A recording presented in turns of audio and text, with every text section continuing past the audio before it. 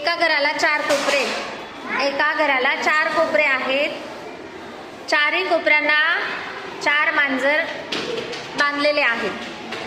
चारही कोपऱ्यांना 4 मांजर बांधलेले आहेत आणि प्रत्येक मांजराच्या पुढे 3 मांजर आहेत.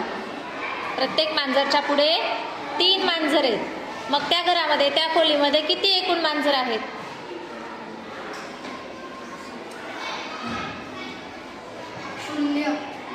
अरे आहेत ना मांजर, शून्य कसं काय येईल सांग? 16. कसं काय 16? कोण सांगेल? 18 नाही, 12 नाही, चूक. 20. 4 कोपऱ्यांना 4 मांजर आणि प्रत्येकीच्या पुढे 3, म्हणजे कोपऱ्यातल्या पुढच्या सगळ्या 3 म्हणजे किती झाल्या? कसं काय?